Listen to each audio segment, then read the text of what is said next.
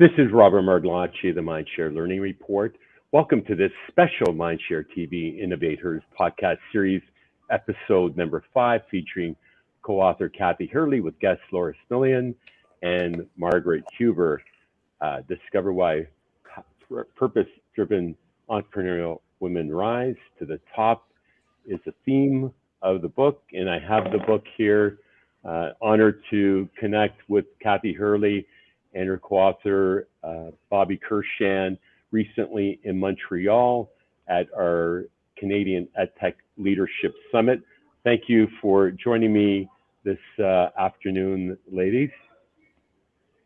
And I'm happy to be here. I'm sure we're all happy to be here. And Kathy Hurley, for those of you who don't know Kathy, she is a legend in EdTech. My former vice president of the learning company, Kevin O'Leary's company. Such an honor to have you join us here and co-authored this incredible book. Kathy, if you don't know Kathy, she is one of the most connected leaders in EdTech and certainly mentored many women around the world globally. In her many roles from IBM to the learning company to Pearson as a senior vice president of the foundation, and her latest focus is her own not-for-profit, which she might mention a little bit about, and co-author, and of more than one book. And Kathy, thank you for joining us today on this fifth in a series of podcasts with the featured women, incredible women globally that you and Bobby sought out as leaders. What inspired it? You know, I've known Bobby a long time. I have a wonderful, worked with a wonderful co-author, and although we're very different, Bobby's much more involved in higher education. She's done a lot of research in this whole entrepreneurial area. I'm more in the, K-12 space, but we have known each other for about 35 years. And we kept talking about the interesting women that we knew and how many of them were entrepreneurs. Bobby was involved in the entrepreneurial program at the University of Pennsylvania, but we kept saying, wouldn't it be great to look at some of the research? And I'm going to let Laura talk about some of the research because she was involved in a lot of this research. Wouldn't it be great if we could interview these women, look at the entrepreneurial mindset, look at the research and see how these women have compared to the research that's been done on what makes a good entrepreneur. So that's what inspired it. As you know, my background is in publishing, retired from a few publishing companies that you mentioned. I am doing some board work now with nonprofit groups, as well as working as a consultant in the K through 12 space, and have enjoyed reading this book. And thank you so much for doing these podcasts. Margaret just mentioned that she had listened to some of them, and I've listened to them all. And I'm just amazing to me, although I was very instrumental with Bobby in picking out the women, but they're so interesting. And today will be just, icing on the cake. We're going to keep doing this, but I have two incredible women with me here today, and it's really the international space. We've interviewed 29 women, and two of them here today can really have a good international perspective, although Laura is not international. She's coming to us from Mexico right now, and she's developed a fellow Canadian. Yeah, and worked on a school in Guatemala, so she's going to talk about that, and I'm going to have her interview. And before I introduce Margaret, I want to say that this book really couldn't have been done without Laura. Laura was instrumental in really gathering all the work that we had done in the interviews and sifting through it, as you might notice, as the stories. It's not just interviewing each woman, it's just taking some of the things that they talked about and putting them in the right spot. So fascinating. It's very exciting to have Laura on here, and she'll kudos talk about to you, Laura, and the fascinating research and all those key variables that help women be successful in the learning from that. And of course, fellow Canadian Margaret Hubert. Tell us about Margaret, Kathy, and your connection there. Margaret and I are very special friends because we were classmates at the Advanced Leadership Initiative at Harvard. In fact, she was just with a friend of ours from the class up in Canada. And she's a very interesting person. She's a former Canadian chief of protocol for the Department of Foreign Affairs. She served as an ambassador in Europe, Asia, and the Middle East, and she's worked for many international programs and is still very involved in international work that she'll tell you about. And she sits on many different boards also. So I'm going to let each person give a little bit of a background about what they're doing. Then we have, oh shoot, this always happens to me. I'm sorry. Sorry. Glad he can edit this out. And I don't know how to turn that thing off. That's the problem. But he'll edit it out. So don't worry about it. Yes, no worries. Oh, all right. So this has happened before. So anyway, it's one thing that it's not live that you can edit that out. So sorry about that. So I wanted to start. Do you want to start with Margaret? Is that yeah? Why don't we start with Margaret? Okay. Thank you so much, and I'm thrilled to be here with you today on this podcast with Kathy, with whom, as she mentioned, I spent a year and then from time to time on trips together. But especially thrilled to be interviewed by a fellow Canadian, Robert, and for the first time to meet Laura. I'm excited to hear more about your background, especially with Guatemala and Mexico. But I've got to confess to you, when Kathy first asked me to be involved in this book, and the background of the book being particularly about women entrepreneurs, I kind of didn't see myself in that frame at first, because when I think of entrepreneurs, I think of someone who goes to venture capitalists looking for money. And this is not something I have done or intended to do. So it was a learning curve for me as well. And as someone who throughout my life has been thrilled to put myself in a position of being forced to learn, hey, I was up for it. But just to give you some of my personal background, I grew up in Southern Ontario, a small port city, Port Colborne. I come from a refugee family who had come from Europe after being moved across the continent. They were ethnic Germans who had been kicked out after the war, actually before the end of the war, in what is now Croatia. I myself was born in Germany, although, as I mentioned, I grew up in Canada. And particularly being from a family that had moved from country to country, learning was seen as something very portable, something that my family placed great emphasis on. And I was very fortunate to have a stellar public school education in this small town. It also had has a wonderful library that had been donated to the town by a very interesting woman in her own right. I won't go into that story. But all this to say, from the time I was 5 years old, and one of my older brothers took me to the local library to get my very own library card, learning was exceedingly important to me. And because of that, I ended up in a career, in a calling that emphasized learning, that rewarded it.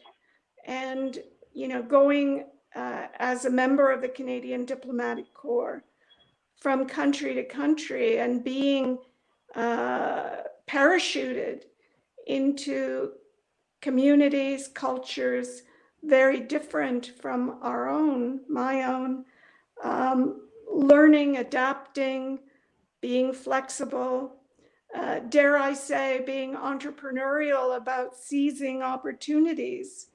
That was a way that I could see myself as, hey, yeah, maybe I do belong in Kathy's book. Well, you have all those right skills, and I know Laura knows them like the back of her hand. I have a question for Laura. Why did you think it was important to participate in this project as Bobby and I, when we started talking to you, and help write InnovateHERs? So I've been interested in this idea of entrepreneurial mindset probably for the past 8 years on a personal level. So when I moved down to Guatemala, the first thing I was, hired to do down there was essentially, it was a founding team, but, we arrived, it was 3 guys in a room, and, they kind of had an idea of what they were doing. They wanted to create a social business incubator to support rural entrepreneurs who were scaling up into the middle class. But they really didn't know what they were doing. There was no mission, there was no vision. I mean, it was just kind of all over the place. And so I really, in this process, got to know a lot of the entrepreneurs and that they were working with, and began to see that they really, it didn't matter what background they came from, what level of education they had. They kind of the successful ones had a spark about them. And I got really curious about that. What is it that moves someone to not only start a business, but to be successful in growing and scaling a business? So I actually, through interviewing them, learned a lot of this happens starting from a young age. And so then I went into the process of starting an entrepreneurial school, and that had this idea of entrepreneurial mindset baked into the pedagogy, baked into the school and learning model. And I was really interested in it. And when I ended up at Penn for my graduate program, I had thought a lot about this and was working on, my thesis and capstone project was all around this idea of, can entrepreneurs be made, and how can entrepreneurial skills help us in our day-to-day careers and be successful in our day-to-day careers, regardless if we're starting a business or not. Like Margaret, you were talking about, you don't necessarily need to go out and look for VC money in order to be an entrepreneur, right? And to be entrepreneurial in your life and your career. And so throughout that process, Bobby and I connected, and she kind of shared that she had this research, and I got sucked in. I met Bobby and I met Kathy, and I love them. They've been such wonderful mentors. And it's just been a really fun process, taking this research that I had been doing empirically on the ground in Guatemala and really formalizing it and building it into the book it is today. Well, we're happy to have Fascinating. you. And then, Robert, I'm going to ask Margaret something, and then you can kind of pick it up from there. But one of the things that, Margaret, when we interviewed you, it was so interesting because we were kind of thinking the same thing. We're going to interview Margaret. She's really had this unbelievable career, but it doesn't really fit to what we're doing. And the first thing that you said, we looked at each other and said, it's a definite fit. And you talked about all the different times you were assigned to different places around the world that you had to meet new people, you had to learn new customs, you had to deal with other languages. So can you talk a little bit about that? Well, I think although this describes very much the life of a diplomat, it also describes the life of someone who's going abroad, as Laura did, or someone who's in international business. And that is that you go to various cultures, countries, and you do have to reinvent yourself in the sense of adapting yourself to the best and looking for the best of that culture, and also trying to give and share some of the best of your own culture. Otherwise, why would they be interested, right? Mm-hmm. Of course, as a diplomat, as a trade commissioner, as a business person, you're also connecting people. So you're connecting ideas and people. And, I've got to confess, when I started off as a young diplomat, My intention was to stay for 5 years or until I got bored, whichever came first. Well, 40 years later, I finally did retire as chief of protocol, but one of the first things I did after that was go back to school, go back to Harvard, where I had done a mid-career, and spent a year kind of trying to figure out next steps and what to do with the hopefully even more exciting chapters of my life. And this is something that everyone in their own way, wherever they are, at whatever stage of their life, that they can feel called upon to do as well. Wonderful opportunities. Well, Margaret, that really speaks to the growth mindset. And one of the professors that was speaking at our conference recently talked about growth mindset as a skill that people can learn. And fascinating. And kudos to you for being a lifelong learner. I'm going to move over to Laura for the next question, unless you have a comment, Kathy. Nope, that's good. Laura, you were involved in the EMP profile research that was used in the book. And what are some of the more revealing findings from the research? And was there anything that really surprised you? You know, I think we did 3 levels of research, right? So the people who developed the EMP, the entrepreneurial mindset profile, they sent out a huge sample to over 15,000 entrepreneurs and corporate managers, and they've got a ton of data. So essentially what we did is we looked at that, we narrowed it down, and we looked at purpose-driven entrepreneurs who were in programs or had graduated from the University of Pennsylvania. We said, okay, we know these are people who are enrolled in entrepreneurial programs who are aiming to start purpose-driven businesses. And then we, dialed down even further. We said, let's take a look at women and men who are in purpose-driven fields and see if they have differences. And through that, these findings came up. One of which is women who are purpose-driven entrepreneurs have incredibly high need to achieve. So a need to excel beyond just the standard, right? And so this is fascinating. So it's really clear in the data and the research, we're looking at the numbers, and it's by far the most prominent trait. So then we start talking to women, and we're, Kathy and Bobby did all these amazing interviews with Margaret and, the 28 other entrepreneurs that they spoke with.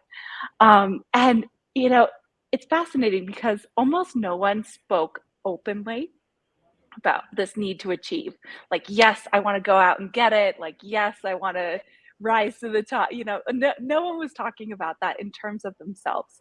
The way that they talked about their achievement and the way that they perceived their achievement was through the work and the impact that they were having on others. So I'd be fascinated to hear Margaret's perspective on this. But a lot of women talked about the people they had mentored or the people that they had served through their organizations if they were running purpose-driven organizations. They talked about their teams and how they had mentored their teams and empowered their teams.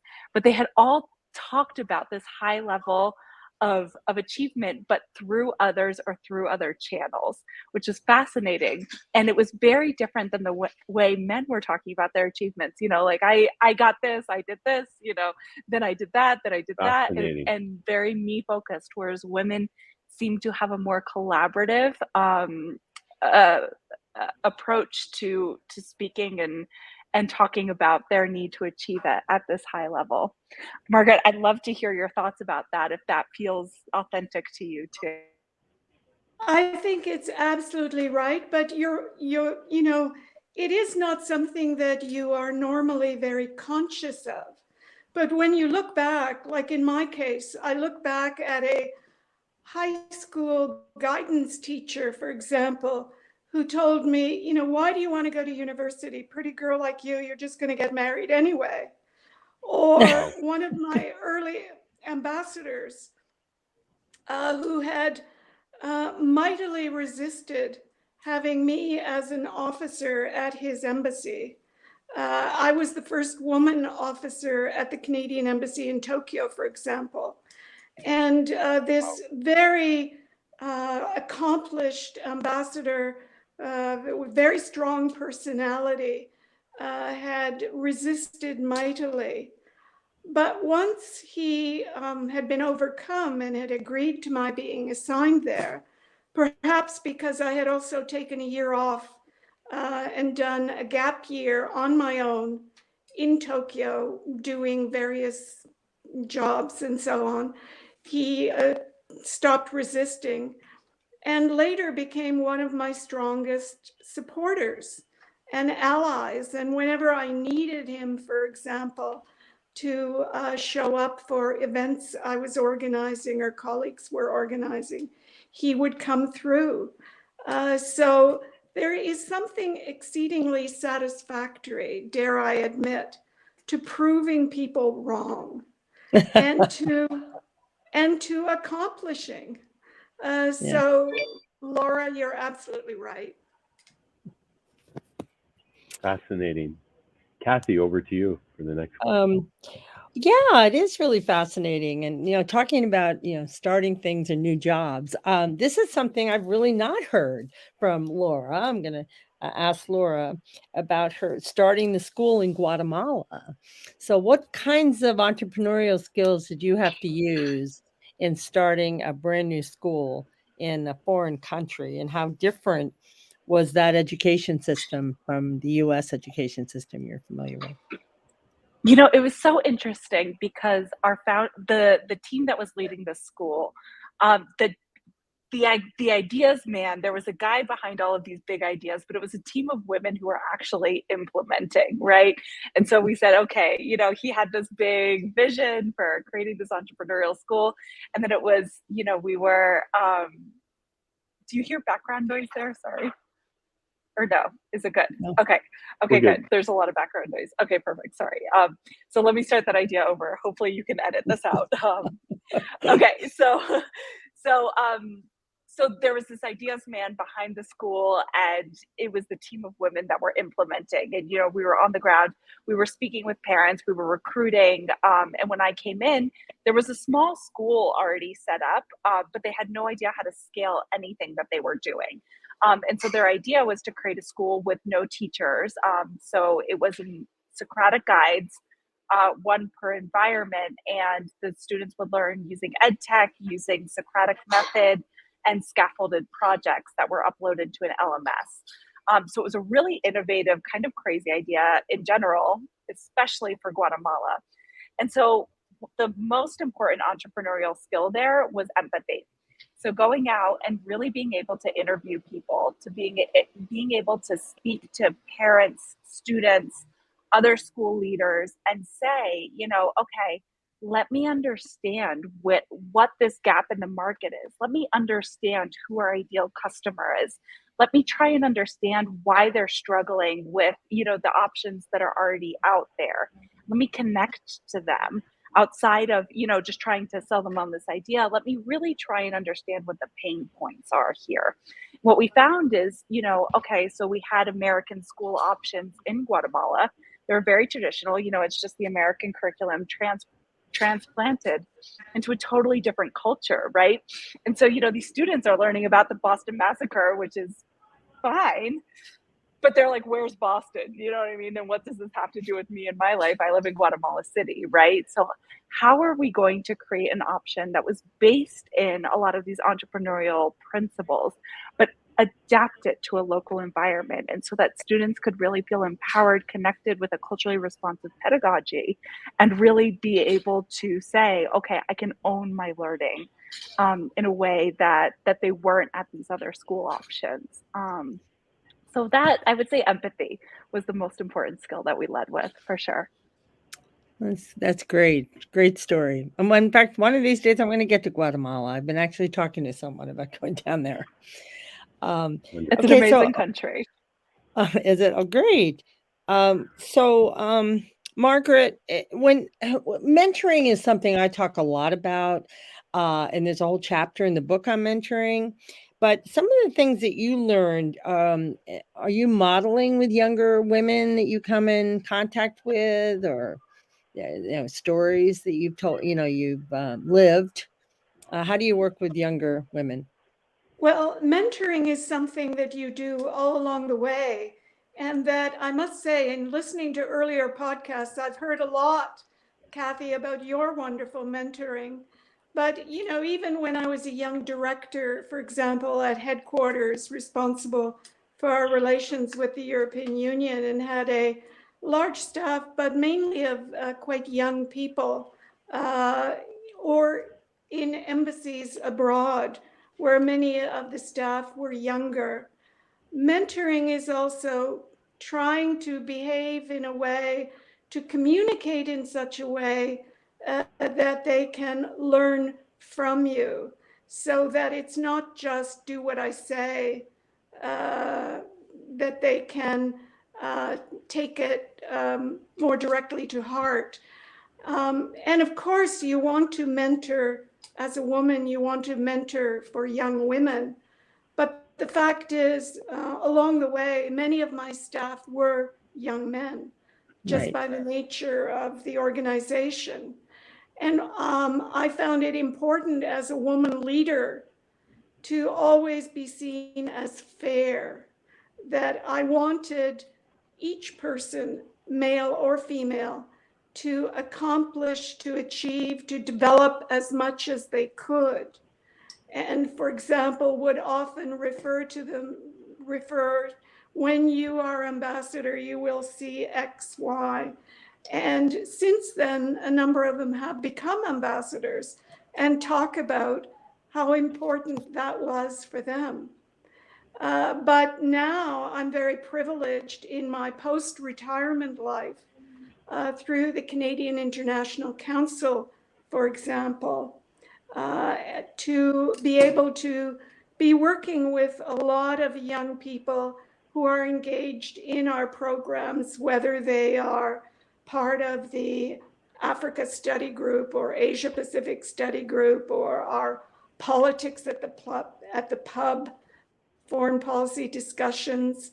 And I'm thrilled also that we've been able to get private sector support, for example, from the Royal Bank of Canada, for what they see as very worthy, and so they should, very worthy programs for young people who are interested in careers not only in the Foreign Service, but in international business, in security and intelligence, a whole range of programs. Yeah, I think mentoring young men is really important too. I think that's why a lot of people really like this book. And I've heard from many of my male friends saying that they've been reading it and they've really enjoyed it. And of course, they want to share it with their daughters or their wives, too, or friends. But that's really been very reassuring, as you hear that from women, but you also hear it from men. And so one of the things I've tried to share with young women is that life is not a level playing field. And the fact is, they probably are going to have to try harder. Yeah, that's very good. But I also advise young men, hey, you're not just competing with people from across Ontario or Canada. You are going to be competing globally. So, you'd better pull your socks up and really develop yourself, develop your skills in this ever more competitive world we're involved in. Well, absolutely great advice, Margaret. And I've benefited greatly from reading the book, and being part of this webinar series has been so inspiring. Women tend to have a more humble leadership approach and are, very open and very generous in their leadership and mentorship. As you are a great example. I laugh because not always. Having gone to graduate school in Ontario, where a legendary Lord Mayor of Ontario, of Ottawa, Charlotte Whitton, who had several terms in the 50s and 60s, She's famous for a number of quotable quotes, including one along the lines of, to succeed, women have to try twice as hard as men. And then she'd pause and say, fortunately, that's not so difficult. I've heard that. I did not know that's where it came from. I love that. Quite a character. Well, I have a daughter that has tremendous leadership skills and is very tenacious, especially when she was playing hockey. And I believe that if the boys, my twins, had her tenacity, they'd be playing in the NHL. They're very gentle giants, but we always have a good laugh over that. I'm going to go over to Laura for the next question. You said that you learned how to define what motivates you, and what kind of advice through the book, what kind of advice would you give others who struggle with motivation and goal setting to overcome inhibitors? You know, there are a lot of mental blocks that I see, especially with, career pathways and getting to and launching your startup. I had to pull the trigger on signing a 5-year lease on a co-working space in a shopping mall that had never been done before in North America. And my family thought it was nuts, but we're here 5 years later, and you're all welcome to our 5th anniversary, December 6th, by the way. So over to you, Laura. So I think the most important thing, especially for young women rising up in their careers, is community and connecting into community. Advocating for yourself is important too, but really finding a group of women who share similar ambitions or who share similar principles and values that you do, and supporting each other, sharing resources, because as a group, it just takes off the burden. You know, a lot of imposter syndrome and what we refer to as imposter syndrome comes from isolation, right? And just feeling like, oh, you know, we keep like this question of, am I good enough? You know, should I really be here? Am I as good as he, you know, and all that comparison isn't healthy. And so when we have community and we can share stories, just like this book does, I think it helps everyone just relax a little bit, but also clarifies the path forward. And then the other thing I would say, and Kathy has a great story about this, is ask for mentorship. If you want mentorship, go out and ask for it. The worst thing someone can tell you is, I don't have time, go talk to someone else, right? And you're going to find a great mentor that way anyway. We cannot do this alone. And the more that you can build your community of people in your similar position in terms of your career, but also from women and men who have been there before, go out, advocate for yourself, and get a mentor. It's truly, I think, the most important thing you can do in your career. That's brilliant advice. And if I could just interject, Kathy, and then I'll pass it over to you. Laura, about building community is very timely, especially as we come out of the pandemic. Isolation is the worst thing you can do for your personal well-being. And the research shows that, you know, getting back into the community, hybrid work, you know, we're seeing every day we have people coming into our co-working space. It's so rewarding because we've had people come in and say, I've had anxiety for the last couple of years, but when I come here, I feel a sense of relief and I'm able to focus. So that, you know, that's a real life example. So whoever's out there listening to this, really, and if you're not getting out there, it's so vital, you know, a couple of times a week to just get away from your environment and surround yourself with people that, you know, that inspire you. And great advice. And nowadays, we don't have to do it in person. It can be online. For those who are COVID cautious, and many of us are. Absolutely. Well, that's what I was thinking as you were talking, is that we try in the book, we have some resources that people can refer to. And then we also have a newsletter. And in the newsletter, we put all the different, you know, podcasts and blogs that are going on, articles, other books that people refer to us. We're asking people to tell their stories. So it's really full of a lot of really rich resources of organizations. And I've noticed this year, more than other years, I've been asked to come speak at women administrators meetings by state. Now, Kentucky's having 1,000 women, and Wow. Virginia's having some women. New Jersey. So it's kind of interesting. These are from the states because this is a group that I'm more involved in. But I think you're seeing a lot more of that community being developed.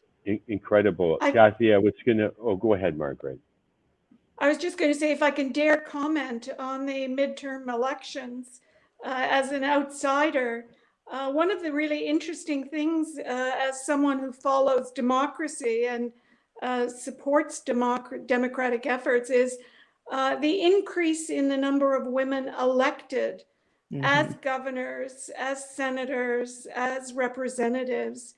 It's heartening. Yes, Amazing. it is. Absolutely. It is. Well, my wife Absolutely. just came out of the municipal election as city clerk and did the inauguration the other day, and it's so great to see that process that we so embrace here in democracy. And now she's free to travel again after running, preparing for this journey. I'm so excited to go down and visit Kathy in a couple of weeks and connect down there. But I was going to comment, Kathy, you've turned InnovateHERs, you and Bobby, into quite a franchise.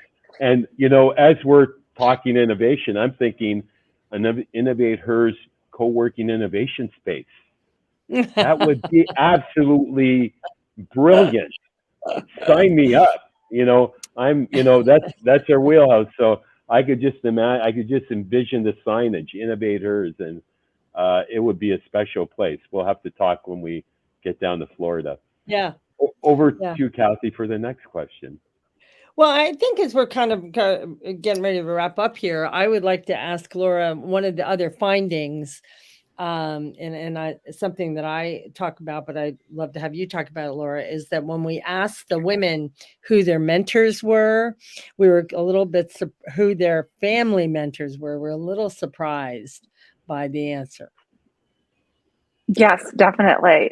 So I can share just most of the time, women who had a strong entrepreneurial mother, grandmother, or female figure in their lives tended to emulate her pathway. That resonates for me too. My grandmother was an entrepreneur years before it was acceptable to be a female CEO in the South. She was in Atlanta, and she started what ended up becoming a huge lighting company. And she was honored by the President of the United States and had all sorts of entrepreneurial accolades. She tells this great story of showing up and,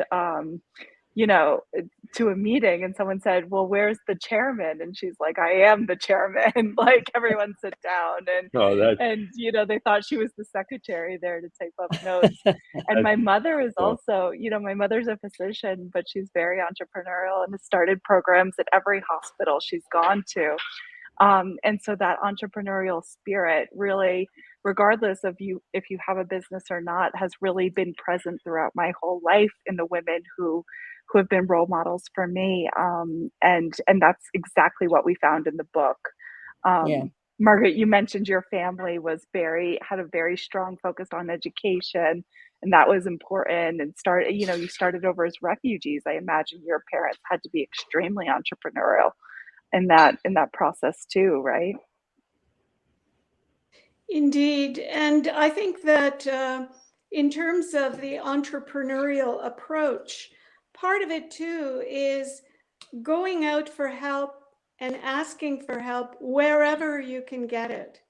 And I think that women by nature have to, shall I say, do the rounds, seek more support, because in the past, certainly banks haven't been as forthcoming as they might have, despite the fact that women borrowing for new enterprises tend to have much better results and track record.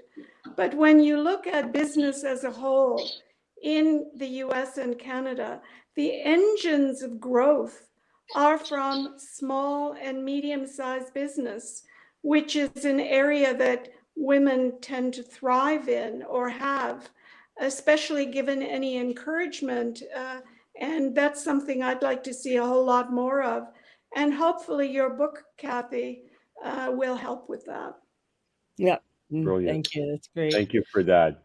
Well, we're coming up to, we surpassed 30 minutes. It was such a rich conversation, so we just kept it going. But thank you, ladies, for your time this afternoon. Kathy, any final thoughts to share before we wrap up? No, I want to thank both of them also. I just think as we do these podcasts, we just see the variety and the variety of interesting women. And, we have the 6 continents represented in the book, and, different age groups. You can see that between all the 4 of us or 5 of us right here.